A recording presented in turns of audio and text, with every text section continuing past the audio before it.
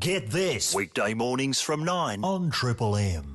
Greg Fleet is sitting in with us. Fine show on at the Melbourne Comedy Festival. I know our show does seem very Melbourne Comedy Festival centric at the moment, but it's just because there's so many guests that we're just farming through. Yeah, but I mean, really, you'll find with the quality guests such as myself, there's no gratuitous self-promotion. It's all about the audience. You know? And what about Big Brother? Because that's been going at the same time. So obviously your show would be stopping you from enjoying it every night. Kind of, except I've got one of those sort of spy watches with a TV on it, and I just watch it. I just hold it up during the show and watch it and just mouth the words to my show. Some people say it's like I'm not really caring about my show, but I think it's more that I'm caring about Big Brother. Exactly. We were talking last week how they're going to start electrocuting people on the show. Everyone thought we were making it up and it was an exaggeration, but no, last night they started electrocuting the housemates. Yeah. Well, like They asked to death. Yeah, well, not so far. They've got to say something for the final stretch. Building up. But they're going to be asking them questions, and if they get them wrong, they electrocute Highly them. likely. Yeah, because that's what we were thinking. We're going, well, obviously the questions won't be, about world affairs or literature. No. What or the difference between left and right. What will the topics be? Have a listen to this. Which housemate was first to get into the spa? Camilla? Incorrect. There you go. See, that's a topic that they would know something about, although still got it wrong. Yeah. Wouldn't they have remembered who got into the spa first? Well, you'd hope so. Wouldn't that have been like the biggest moment on television of the year? Someone on Big Brother gets into the spa. Isn't that what we all wait for? Yeah. The questions only got tougher. When the boys ranked the girls from most to least likely to pick up in a club, which housemate was ranked third? Karen. Incorrect. That's the sort What kind of club, though? look, any sort of club, I thought really. he was going to say, from most or least likely to pick up an echidna. Well, who'd do that? There'd be a minute while they try and work out what an echidna is. But no, the questions though did get quite interesting. Which housemate has gone on record stating Steven Seagal is the person from history they'd most like to pash? No, it's another electrocution. But that really did get my attention because firstly, what kind of person would want to pash Steven Seagal? Given Steven Seagal would. that true, but given that you've got everyone from history. Firstly, Steven Seagal, someone from history. Yeah. I love that. Yeah. Who from history? Oh, Steven Seagal. Remember he was in Out for Justice? It was a toss-up between Steven Seagal, Socrates, and Albert Camus. But what? But okay, let's just assume that Steven Seagal is, quote, someone from history. Who wants to pash Steven Seagal aside from him? He's getting around. He pretty much looks like a Chinese restaurant these days, if you've seen him. He's getting around in a kind of Nehru jacket. I watched On Deadly Ground the other day. It was on television. You've seen that one? Is that the one he directed it ends with him doing a speech about the environment? You betcha. I saw it too. He shoots up a whole lot of people and then puts the gun down, does a serious speech about the environment. Yeah. That is fantastic. I find any reference to Seggers in public, as I call him, Steven Seagal, but just referencing Seggers in public is quite insane. Like, whoever did that will be voted out. But why were you watching On Deadly Ground? Because it was awesome. It started with a hawk landing on a branch, and I thought, I like where this is going. Ominous. Yeah. And then Someone's going to get kicked in the face pretty soon. But everyone that he kicked in the face in that movie, he then gave a lecture to about changing their life. Yeah. Is that the one where he and a woman have a massive gunfight in the hallway of a hotel with a whole bunch of other guys? Ooh, that could be about Yes, 7 you of them. now. And Yeah. does he do the splits up on a wall? Oh, no, sorry, that's Jean-Claude Van Damme. That was Time Cop. Sorry, he can't do the splits anymore. Let's get back to Big Brother. Have a listen to this moment. Crystal, open the envelope and read the letter out loud. In order to pass this week's task, housemates had to score more than 20 points. She can read! She can actually read! Well, that proves it's not Amanda Vanstone. Were you sitting there going, there's no way that she's going to be able to read? Yeah. That's what I thought. This Oh, hang is on. Big Brother. What's this? Greg, Oh, this question is for you. hang on. Which, if any, of your co-hosts recently purchased a brown three-piece corduroy suit, and when they tried to wear it in the street, was accused of being, quote, a poof. Oh, sorry, Greg, to just... we never know when Big Brother's going to speak. I knew this had happened. This happened to me the last time I came into an Austereo building. Look, I'm going to have to go with Tony Martin. Zap him. Zap him. Oh! Damn you, You Big thought Brother! I would buy a three-piece cord dresser. It was the poof part that was ringing true, I'm assuming. I just thought you'd do it for the good of comedy. Ed Cavalier over there. I knew it was either Tony Martin or Ed Cavalier. It was one of those, or me possibly. Bought a three-piece corduroy suit. How many seconds before someone called you a poof? I live in the city, and I got one full city block. Oh, that is sensational. This is Big Brother. Hang on.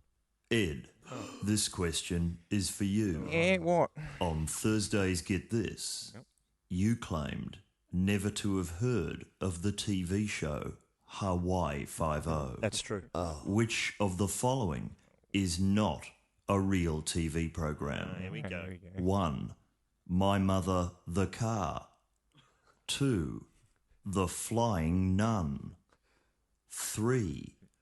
Oh No, It's Selwyn Froggatt. 4.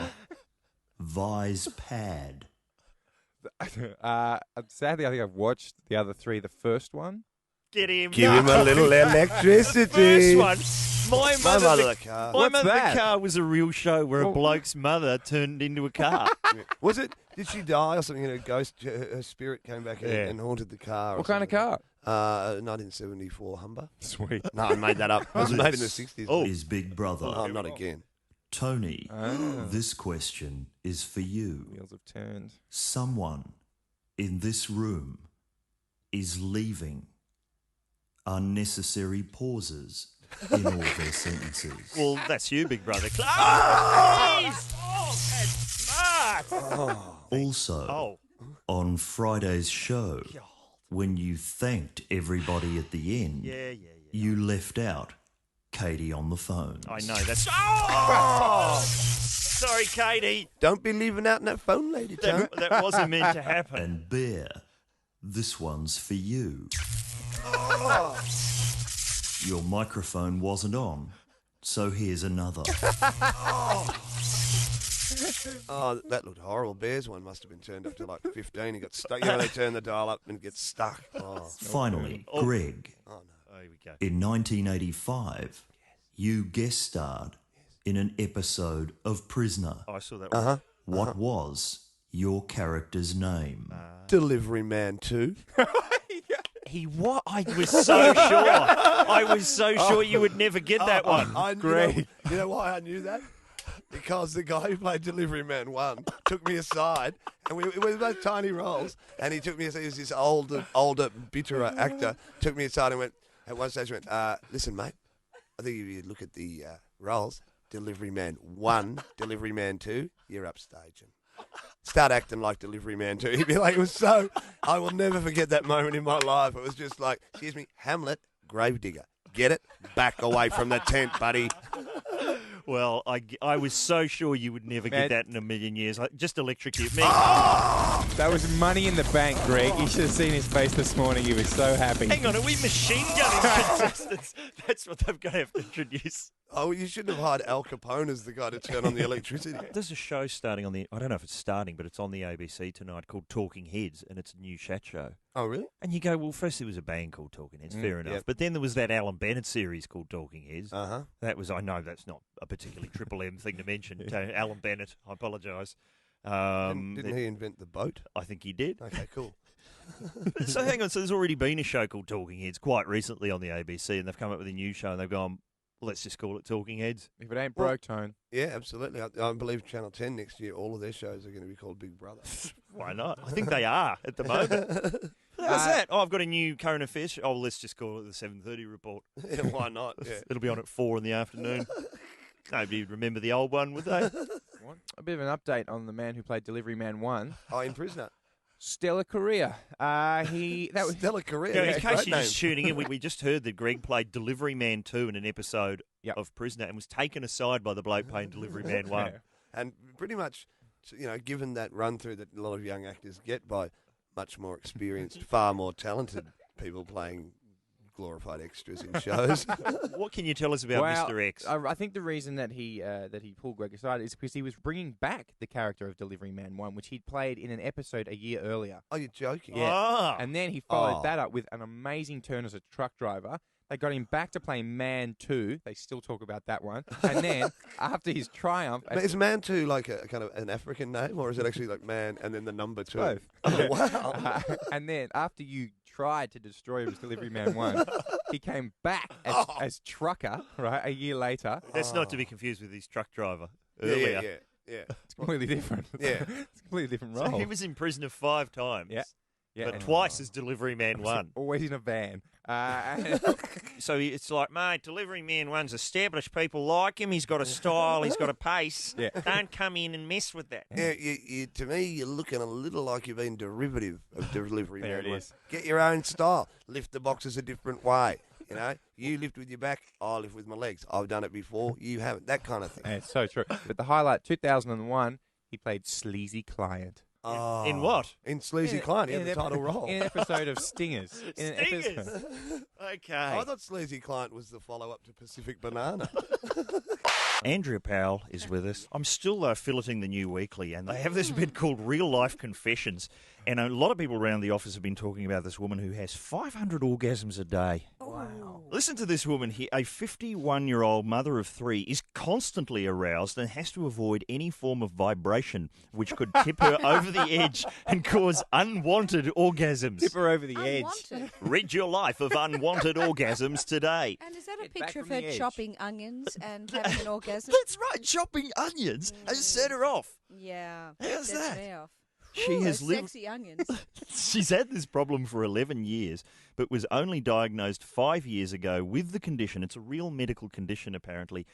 Persistent sexual arousal syndrome. Any sort of vibration can send me over the edge, mowing the lawn, driving the car, or leaning against the washing machine when it's on the spin cycle Wow. can trigger an orgasm. And then the New Weekly has got a photo of her Yes. sitting on top of the washing machine. Yep. Now, that's the photo that makes me think that maybe the whole thing's made up. No. What about the one Really? where she's reading? Is she aroused with the reading? Yeah, Is she's that- reading a book, and what is the book? She's reading The English Patient.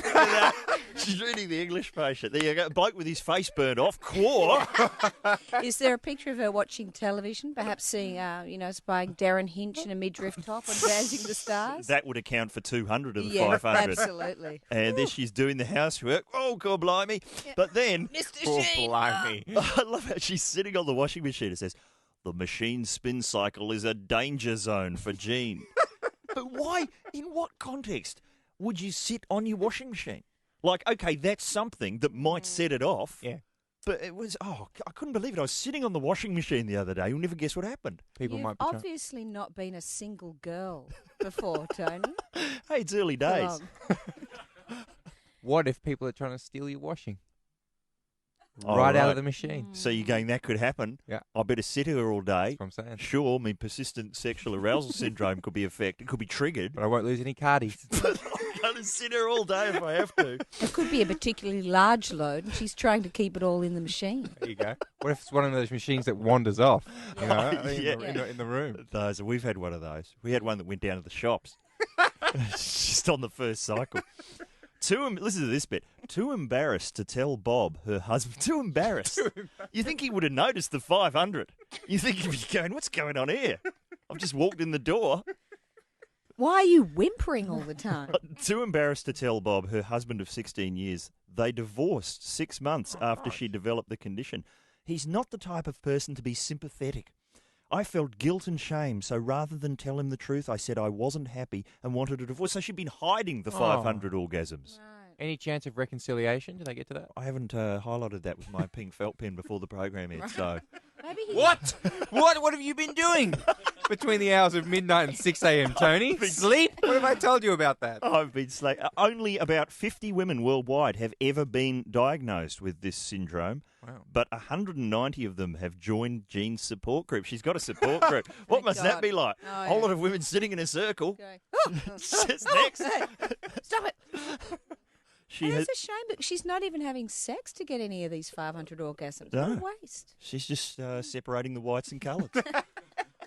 And it says here, she has also told people at work, listen to this, some of the guys heard me talking about it. You should have seen their reactions until I asked them, how would you like to climax and be ready to go 5 minutes later? That shut them up. Yeah, I must admit, that does sound like a nightmare scenario. Where does she work? Do we know where she works?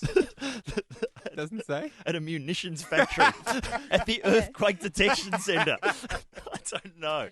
Wheatgate. Oh. Alexander Downer was up on the stand yesterday, and already I can feel people turning off around the nation. People don't want to know about the wheat board business. No. But we did promise serious issues canvassed properly on this program when we launched it. And you want to hear what Alexander Downer has got to say for himself? I couldn't think of anything better. Let's cross to him now. I'm very confused. I mean, they send lots of things to my office. I can't read them all. They send letters. There's like 100,000 letters a day. I'm supposed to read them all. And I don't. I go on the plane. Sometimes they let me go up to where they drive the plane. The other one, the Prime Minister one, he's got people helping him. But I'm just in my office, the foreign business office. I have to put my own shoes on, and sometimes they'll send a man in to help with the laces, but I can't be expected to know everything that's going on. Sometimes I can't work the door on my office. It says pull, but sometimes I push it and it doesn't open. I'm having someone come in to teach me about that, to do it properly. I can do a funny voice. I can do an impression of Kim Beazley. Here we go. Hello, I'm a big fat man. That's it, see. I did that at the ASEAN thing, what that was. Karaoke night, I think it was. Had all people talking different words from different countries. I couldn't understand them. There was a piece of paper on my desk, and it said some words about the bad things that the people at the wheat factory were doing. Well, I'm not sure what wheat is. I think it's in bread. They must need wheat in overseas countries or something. So they put some money with it, and then the people buy it or something. I don't know. And there's the Saddam one. I don't like him. He was living in a hole with no money or wheat. He didn't have anything. I called them and I talk. I said, hello, is that the wheat man? And there's a voice coming out, and it said, I'm from the Department of Wheat. And I said, you're doing bad things, aren't you? I've got a piece of paper that is casting suspicion. And they went, no, we're not. We're doing good things. And I went, okay, sorry. I won't call again. And I called up the deputy one, Mr. Vale, and I said, what's the thing with the wheat man that he's doing wrong? And he said, I can't recall. And I said, what's the business with the letter? And he said, I can't recall. I said, who are you? And he said, I can't recall, I've no idea. I was very confused, and I went and sat in the corner and was very quiet. And then the man came, and they took me home, and I had a nice glass of milk, and then someone tucked me in and said everything's going to be all right.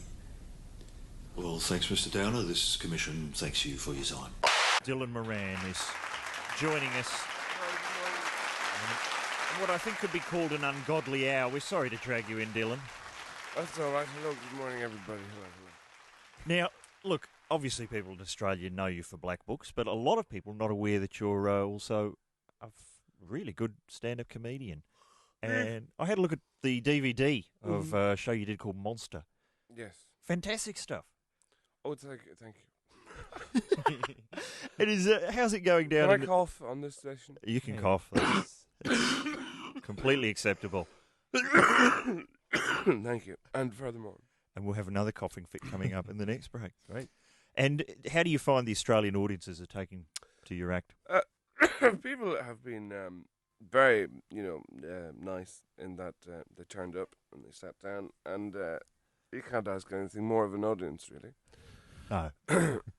They're superb at sitting down and looking at me. And I'm as happy as I've ever been. Are you really? Yeah.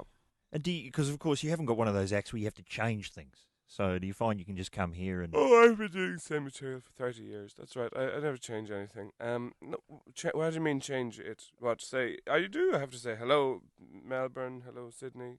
It's constant innovation. I've done a lot of things where people come in and they'll be comedians from England and they'll have a long list of things that they want to know. They'll go, "Who's the stupidest footballer in the country?" Oh yeah, I see what you mean. And then they'll go, "Right, I'll change that to that." Who's the most untrustworthy politician? Okay, I'll change. Do you have this commercial? Constantly things like that. That's work. Exhausting. That's a lot of work. Yeah, no, I don't really. I do ask questions about wherever it is. But it's not exactly investigative journalism. It's generally, where's the theatre? Now, I know that you don't like doing interviews. Almost every interview I've read with you. How do you know that? What are you basing that on? Every single interview I've read with you, it's got at some point, probably not you, but at least the interviewer claims that you. You have to understand everything that you've read about is just a step on the journey to this point where actually I am truly, for the first time myself, I feel like I'm touched for the very first time here in this confab with you. I don't have any. You're leafing through my notes there, but I don't have any notes from you at all. Are you very dependent on these? No, these are just articles from the newspaper. But are you very dependent on them for the show? Are you saying that you're incapable of actually spontaneously talking to people? Absolutely. Unless I've got something out of the paper that's been highlighted with a pink felt pen, there's no program. It's just hours of silence goes out. All right. It's a waste of time. I've kept a bit about Samuel Beckett. I'm not sure if you're a fan of Samuel Beckett's work. Yeah, I like Samuel Beckett. I noticed that the city of Dublin is embracing Samuel Beckett. Posters bearing his words, "Greet arrivals at the airport."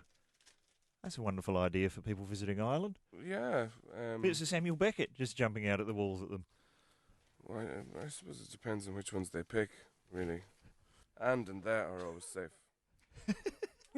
Did you ever see that Samuel Beckett play where it was just a mouth on the stage? Have you seen that one? Not I, yeah. I know the play, yeah.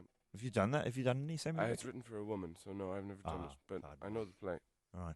Have you done some Samuel Beckett, Ed? No, I saw it. I've seen some, but never been in it. I was in Endgame once. I had to sit in the rubbish bin. I was Nag, sitting in the rubbish bin. When was that? It was in Auckland, and the doctor put me on quinine tablets. What's that? Because it's like to stop you from having muscular cramps. Because we did 3 performances a day, so I had to curl up in a ball. How small was the bin? In a rubbish. It was like a huge rubbish bin, but I was like cramped in there. And then I discovered later that in professional productions in the UK, they would have a trapdoor, so the actor could sneak in and out. Yeah, right. That's obviously high-end production, though. Yeah. No trapdoor No, in our production at all. It's just a waste of time. It's an actual bin. And of course, Samuel Beckett. The great thing about Samuel Beckett is you can just extend. You can make it go for How 3 long or was 4. yours? We went for 3 hours. Wow. We just kept going. The director just went more pauses. Quite wimpy, really. I've heard of productions that go for 11 or 12 hours just for. So you reckon we weren't putting in? 2-page play. Yeah, I don't think you're really getting into it enough. But you get for 3 shows a day, you can't do 11 hours. It's just madness. Well, that's all a question of commitment. You get to change the clock. Dylan, have you got any questions at all? Is there anything about Australia that's occurred to you that you might? Oh, I came in. I had a whole file, but I looked at you and I didn't think you knew anything. No, what's to know about Melbourne? Is there anything I need to know? What are you living under? Some kind of regime? Yeah. Is there anything? Is there a curfew? There's about to be one introduced. Premier Brax. We have a premier in Victoria who loves to be photographed with things. So if you want to get some publicity for your show, just go and stand next to him. It's constantly being photographed. Well, all I know is wheat. Does he sell wheat? I don't know. Probably. You've arrived in this. What is that scandal? Because I haven't really followed it. Somebody sold wheat to Iraq. Yeah. So, we sell wheat to Iraq, but in order to get them to buy the wheat, they've had to just slip a bit of extra money in for Saddam Hussein. And this is going on at the same time as we're going to war with Saddam Hussein. So we're actually financing Saddam Hussein at the same time we were toppling him. Okay. So a few people had a problem with that. With wheat. It's the wheat that threw me in that. Most governments just go for straight, chicanery when it comes to weapons or money, but you did it with bread rolls. That was the first use of the word chicanery on this, a new program on the Triple M network. Dylan Moran is joining us this morning. You may have seen him being hideously dismembered in Shaun of the Dead. That was an excellent film. Did you like doing a bit of that? Yeah, that was great fun to do. People always say that, though, if you ask them how was it to do a film, don't they? I think they usually do. I think they do. You're not allowed to say, no, it was awful, I got rickets. Yes, it was fine. It was fine. What was great about that film is that I really got the feeling that the people who made it were interested in making a movie. And that doesn't often happen with comedy people doing movies in England. A lot of the time people sort of turn up and go, okay, well, we'll run at the wall and fall down, but we'll do it for an extra hour. What we have we have a memory, older people would remember in the 70s there was a trend, films coming out here of British TV comedy shows doing films.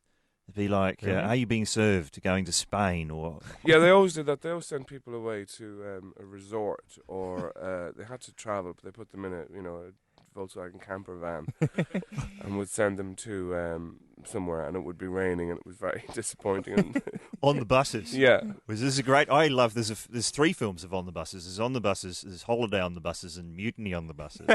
And the first one, On the Buses, has a fabulous opening title sequence where I've obviously filmed it in the only sunny day in the history of England, and they've got Blakey standing at the bus stop waiting, and it's his title shot for the opening sequence of the film. Blakey's standing there with his clipboard, and it's really sunny, but there's a huge puddle of water in front of him, and then they cut to Reg Varney driving. And then they cut back to Blakey with his clipboard, and back to Reg Varney, and it just goes on for what seems like about 2 minutes. Why? And then finally, this huge wall of water cascades over Blakey. There you go. But that's the kind. There was nothing like that in Shaun of the Dead, of course. No, but yeah, I know what you mean about those British comedy films. Most of them are we. Can we say that on the radio? I think you can say we. Yeah. What happened in the Are You Being Served one? They just went to Spa. I never saw it. I didn't even know these original programs. I mean, I've seen them 2 minutes of them. They're very British, though. People in Ireland didn't pay attention very much. Right. I think. Often they would come to Australia and do a down under version. Well, apparently it looks like you've had any and every kind of old toss was sent here for your delectation, wasn't it? Then I think so. If On the Buses was coming here to do a road show, you were seriously starved. I've seen some shorts for a film, and I'm not sure if it came out here. It might be on DVD, called The Actors, with you and Michael Caine. Oh yeah, that it was a very good script, but it sort of rocketed down the toilet when it came out. Now, often the trailer is misleading and isn't an indication of what's in the film, but it looked like you were doing various characters and doing a lot more stuff. Makeup, wigs, special ears, all that. Yeah, but that's just acting. Acting, you turn up and they say, go over there, sit down, speak to her, speak to him, scratch your leg, walk off. It's moronic activity.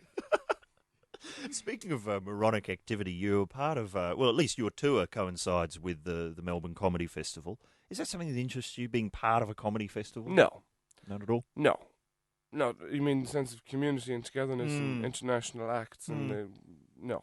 Don't hang out with the others? No, what's the point? They're just, why? Look at those photographs. I'm looking at photographs of other people doing shows. Here they are, all full of hope, dreams, seeking to perfect their craft. And waste of time? Well, no, it's not a waste of time. I'm sure some of them are, fantastically good at what they do. Others are less so. And, I don't want to see the people who are rubbish, because they're rubbish. And the people who are really, really good and committed and innovative and energetic, obviously are worrying. So I always, I don't see much live comedy, and when I do, I always think it's strange. I don't like seeing it. It makes me self-conscious to think about standing up there. It's a stupid way to live. You look through the catalogue for the comedy festival, and I like it. You just, when you have to do a poster or something, you just have a photo of yourself taken, and it pretty much just looks like you in real life. And it seems there's a lot of there's 3 different angles you can take. One is what we call the Coleman in this country, which is based on Jonathan Coleman, which is just pointing Yes, And not pointing mouth is open for no reason. Yeah. That one, the Coleman. Yeah. Another one is just holding an object, like, say, a globe of the world, that a one. small Yeah, globe I've of the seen world, one of that. and just being puzzled by it. Yeah, or an artichoke. And it's exactly an artichoke. I'm not sure what it means, but we're going to nut it out over the course And of the an hour. artichoke will be in the title somehow. Will be worked into the title, possibly as an anagram or acrostic. But it'll be Ben Gunhong's Artichoke World somehow. And then the third one is just leaping in the air. That is also very popular. Scissors kicking, trying to hit your ears with your knees.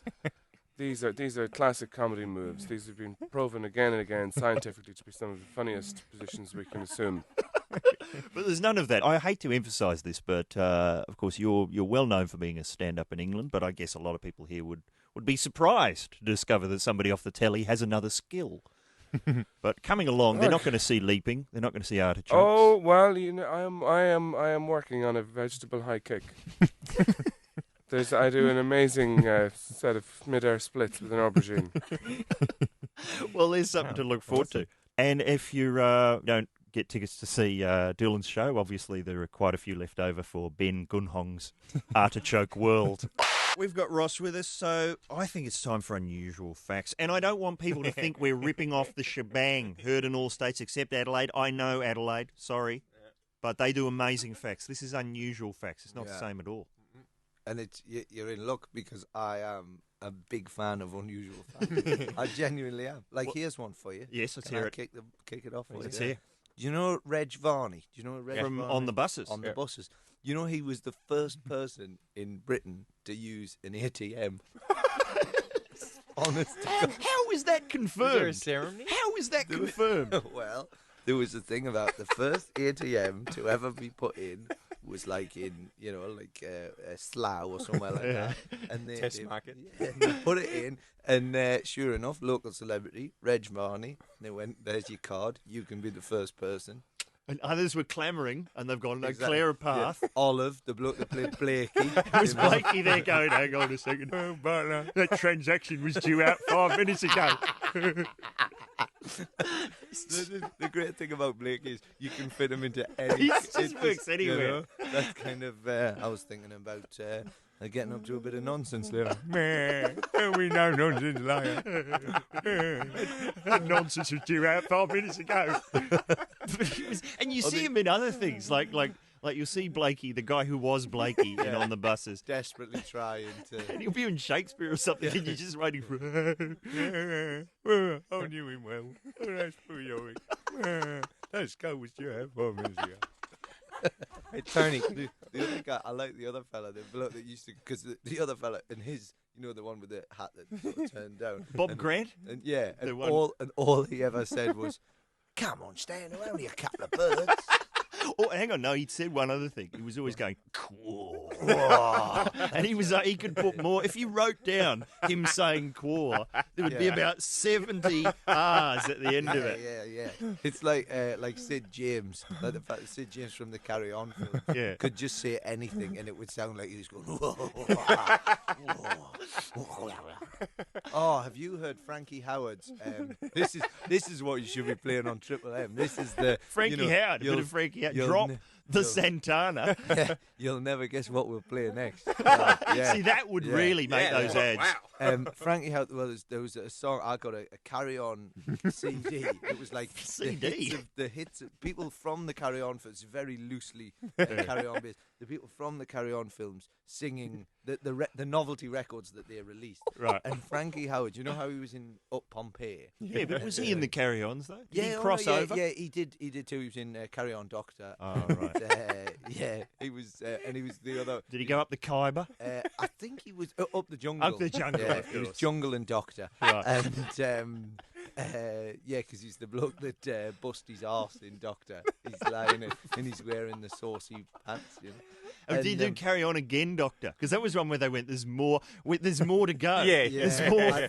I think he didn't because the trouble was he was funnier than the rest of them. Oh, and but when he was in Up Pompeii, he released this song, and I was listening to it, and I could not. I was up in Sydney, and fair enough, I was on painkillers because I'd broken me off, but it was just going. Whoop, Pompey, up, Pompey. I can never seem to get it up, Pompey. There's no decorum in the form. Oh, no. Nee. And at some point they've gone, that needs to be remastered on CD. Exactly. That needs an upgrade. Yeah. And what was Kenneth Williams singing? Did it have a lot of... He was doing Mad Dogs and Englishmen. Mad Dogs and Englishmen. Pardon me, this son. But no, Frankie Howard did another one as well, which was Up Je T'aime. You know Je T'aime? And he did it with June Whitfield. And it's just like, it's June Whitfield and she's going, Je T'aime. And it's just Frankie Howard going, oh no, give over. I've got to play golf in the morning. Oh, my back, not with my back. Oh, give over. Anyway, so now we've got that cleared up. Is that an unusual fact? The existence of that album will constitute an unusual fact. Have you got any Frankie Howard on the system?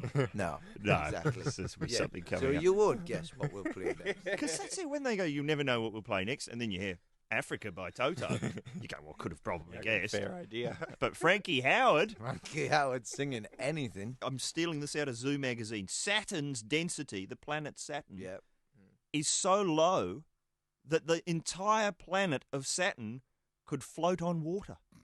Is that right? It could float. It's like a giant profiterole in space. And you can just lay it down on a lake and it just float there. Is that where the fabric Saturn got its, because of its floaty quality?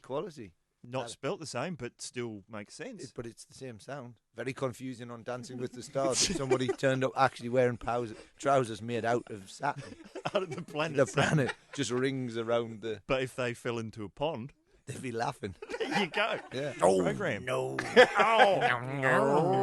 That break was 2 hours 5 minutes ago. Tim Minchin is with us. What about the work of Silvio Berlusconi? I love Silvio. Silvio's the best. He still hasn't given up the Prime Ministership of Italy. He's still hanging in there. Is he? We've been on 4 weeks now. My favourite single news story has been the one how he was bailed up by journalists who discovered that he'd been calling phone sex chat lines at night time. Somehow they found that out and they said, well, what's that about? And he's gone, I was canvassing the women on my policies to see what they thought of them. I thought this Berlusconi story was, a thin enough excuse to call up phone sex lines and pretend to be John Howard. And I thought I'd be sitting there for hours recording these. But the very first one that we got, this is what happened. It was a couple of mornings ago. And, no one answered. Here we go. I'm ready and waiting for your call. You won't be disappointed. Good. Calls charged at $2.75 per minute. What about the GST? Here we go. Hello. Hello, who's that? It's Amanda. Oh, it's not Amanda Vanstone, is it? No. I'm the most powerful man in Australia. Really? Tell me, what are you wearing? Not all that much. Just sitting in bed. Oh, yeah? What are you doing there? What would you like me to be doing? Oh, well, I thought we could perhaps, and tell me if this is a little frank, I thought we could discuss the Don's extraordinary test average. Okay. Does that excite you? Yeah. What do you know about Don Bradman? Not all that much. You know what I'm doing? What are you doing? I'm sitting here wearing a very loose-fitting polyester jogging suit. Are you? Yes. What else are you doing? I'm relieving my own tax burden. Are you? I'm deregulating my own pants. Hello? Yeah? Was that a tad frank for you? Tell me what else you're doing. Oh, let's see. I'm stripping away the unfair dismissal laws. Are you? Does that turn you on? Very much so. Is that a bird in the background? Yes, it is. Does it talk dirty? No, it only says hello. It's turning me on as it is. See if you can get it to say something. It only talks when it wants to. All right, playing hard to get, is it? Yep. I'm the most powerful man in Australia. Are you? What do you think of my impressive IR legislation? I think they're pretty crap. Oh, that's not very erotic. I thought you'd be turned on. I have superb oratory skills. Really? Tell you what, this will be fun. Ask me a question, any question at all. How about you give all of us more money? I can't recall. Well, why not? I can't recall. Okay. Are you going to go jogging later? Oh, I certainly will be. I'm not going to wear any derps. I'm just going to have the polyester pants on and go free balling. Really? I like free balling. What else do you like? The Don. Occasionally I'll put on a bit of James Last, the James Last Orchestra, hooked on swing, you know, that sort of stuff. Yeah. What's that bird saying now? Just whistling. It's kind of turning me on. Really? Yes. How does a bird turn you on? I can't recall. You like that answer? Yep. Oh, hang on. Oh, I'm going to have to go, I'm afraid, madam. Why? I've soiled my reputation. I think you have. Get this. Weekday mornings from 9 on Triple M.